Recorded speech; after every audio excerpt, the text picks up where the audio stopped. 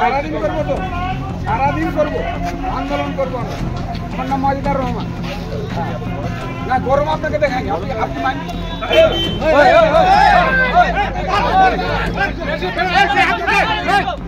বুধবার দেশ জুড়ে ভারত বন্ধের ডাক দিয়েছে দেশের 10টি কেন্দ্রীয় ট্রেড ইউনিয়ন, কৃষক ও গ্রামীণ শ্রমিক সংগঠনের যৌথ মঞ্চগুলি।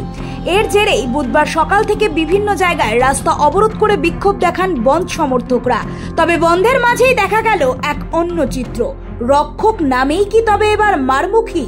পূর্ব ঘোষিত বন্ধ সফল করতে রাস্তায় নামা বাম নেতাকে সপাটে চড় মারতে দেখা গেল দক্ষিণ দিনাজপুরের বংশীহারি এলাকায়। রক্ষকধারী পুলিশের প্রতি এমন ছবি স্পষ্ট হওয়ায় উঠেছে প্রশ্ন। তৃণমূলের বীরভূমের নেতা অনুব্রত মণ্ডল যখন পুলিশের বিরুদ্ধে কদর্য ভাষা প্রয়োগ করেন তখন কেন পুলিশ ছিল চুপ? আর এখন সামান্য ভারত বন্ধের কারণে এমনই বচসা সৃষ্টি যে বাম নেতার গালে সপাটে চড়। পুলিশের এমন কদর্য রূপ সোশ্যাল মিডিয়ায় ভাইরাল হতেই শোরগোল পড়েছে নেটপাড়ায়। ছবিতে স্পষ্ট দেখা যায় বংশীহারি থানার আইসি অসীম গোপকে বাম নেতার গালে সপাটে চড় মারতে। এই ঘটনার তীব্র নিন্দা করেছেন সিপিআইএম জেলা সম্পাদক নন্দলাল হাসদা। বিরোধী যে এই যে শ্রমকোড, এটাকে বাতিল করতে হবে।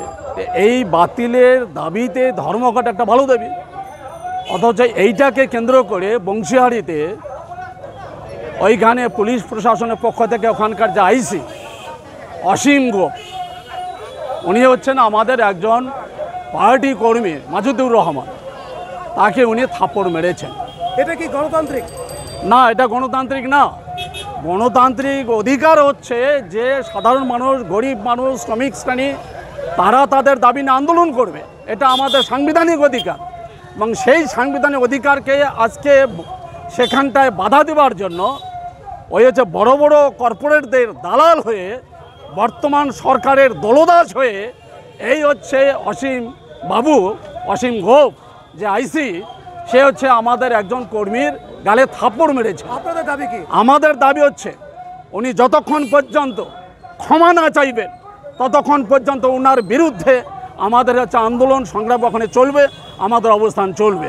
কারণ উনি ওই কর্পোরেটদের দালালি পরিণত হয়েছেন, উনি এই রাজ্য সরকারের দলদাসে পরিণত হয়েছেন, উনি দালালগিরি করছেন। বন্ধের মিশ্র প্রতিক্রিয়া পড়েছে দক্ষিণ দিনাজপুর জেলায়। সকাল থেকেই বেসরকারি বাস রাস্তায় নামেনি।